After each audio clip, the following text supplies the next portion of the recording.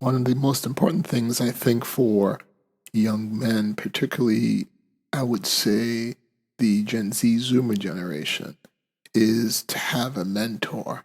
It doesn't really matter whether you're as young as 14 or as old as 24, but you're going to want someone in your life, a man, that you have enough trust in, you have enough respect for, who knows you well enough that can give you not only advice, but understands you enough to be able to talk to you, give you feedback that you can hear and know that it's coming from a place of love in order to be beneficent to you, to help you improve or go along the lines that you want to go. And ideally, this is someone that you can actually have in the real world time with, or at the very least get on a audio or FaceTime or video call periodically just to check in. And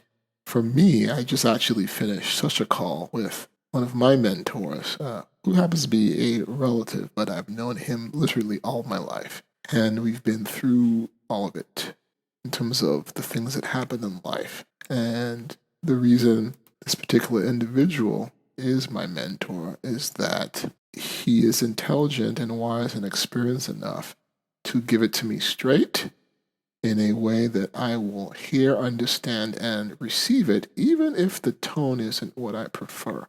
The thing about the tone is that as you improve as a mentee, or rather as you grow, the harsher tones tend not to be necessary because you understand the relationship you're in with your mentor. And if you're going along the feedback, the objective or subjective as possible to objective feedback you're getting, you should be growing to a place where you are checking in, not to say, what do I do about this? What do I do about that? As you might have been in the earlier part of the relationship, but you get to a point where you are looking to level up or to get to the next level, or you may be in an impasse and you might just need some feedback onto what you're thinking, or maybe just a sounding board.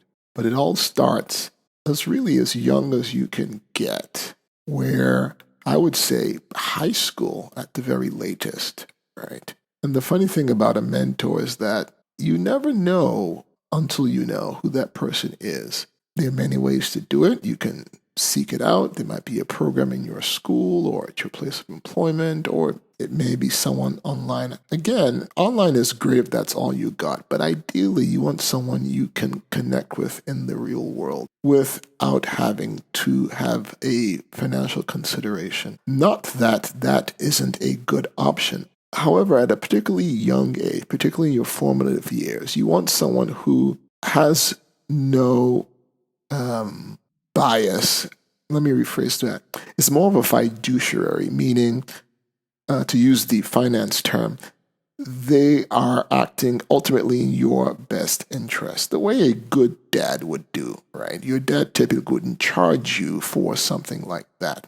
It doesn't mean you get it for free, but it does mean you respect what they bring to the table, their intellect, and especially their time. But you want to start off with someone who isn't charging you per hour, or you have to pay some fee, or you have to take some course. That actually may be useful later as you develop, but initially just someone that is like an uncle or a big brother or an older generation friend you will. Just someone that you trust enough, knows you enough, knows about your situation enough that they can advise you and guide you in those things without requiring you to pay something financial or this for that. Now, that doesn't mean that their time is free. Again, it may be something as simple as, do you have some time? Let's go to lunch, my treat. You guys go for an ice cream, whatever. My point is the payment should not be the crux or the hanging point or the sticking point